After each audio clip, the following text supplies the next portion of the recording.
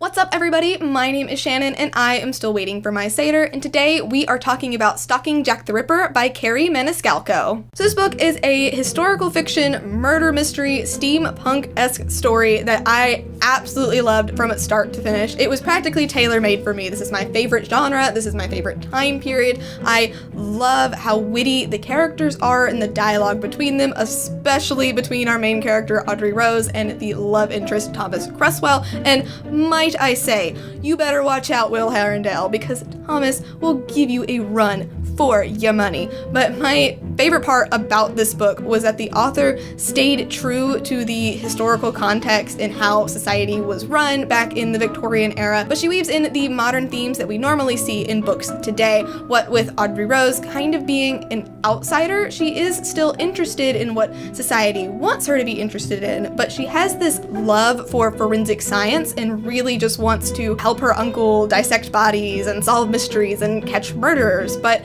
this is a society that deals pretty much in black and white. You are decent or you're not. And I really love that Audrey Rose finally decides to embrace both sides of her personality. This is who she is, take it or leave it. She is a rose with thorns who is done letting others decide how she is supposed to act. This book was so much fun to read. I really love that the author tried to stay pretty accurate with the dates and the names, just really going through the murders that Jack the Ripper committed. It was so much fun, but I cannot give this book an A+ because I have two problems with it that didn't make it less enjoyable for me to read, but it did kind of get on my nerves and it just kind of knocked it down a few pegs for me. And the first is that Audrey Rose is supposed to be very smart. She does play a very critical role in discovering the motive of the murderer, but she's often outshined by Thomas, who is supposed to be kind of a Sherlock Holmes type character. They have a very Holmes and Watson dynamic, which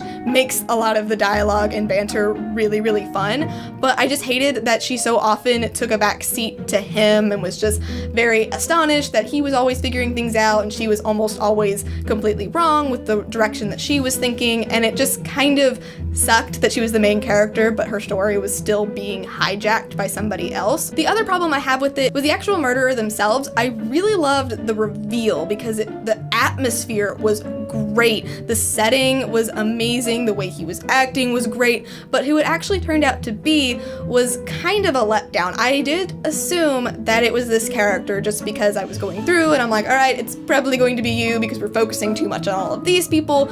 But the problem is that when you go back and you try and look for the clues that suggest who the murderer is, they aren't there. And when they are there, they are so buried and the author is trying so hard to throw you off that you will completely miss them. And that's very annoying because it makes this character look like they're the murderer just because it was so unlikely that they would be the murderer and not because of any other reasons. So I really wish that maybe the author had taken some time to flesh out the motives behind this character's thinking. But other than that, I really enjoyed Stalking Jack the Ripper, and I am so excited to read more by this author, mostly because, oh my god, have I mentioned that this book was just tailor-made for me. Like, I loved it so much. If you are also a fan of murder mysteries or historical fiction or steampunk, you will definitely find something in this book for you, and I highly recommend it. But anyway, thank you so much for watching this video. If you liked it, be sure to hit that like button down below, and don't forget to subscribe so you can talk books with me every Monday. That's everything I got for you today, guys. I'll see you next time. Bye!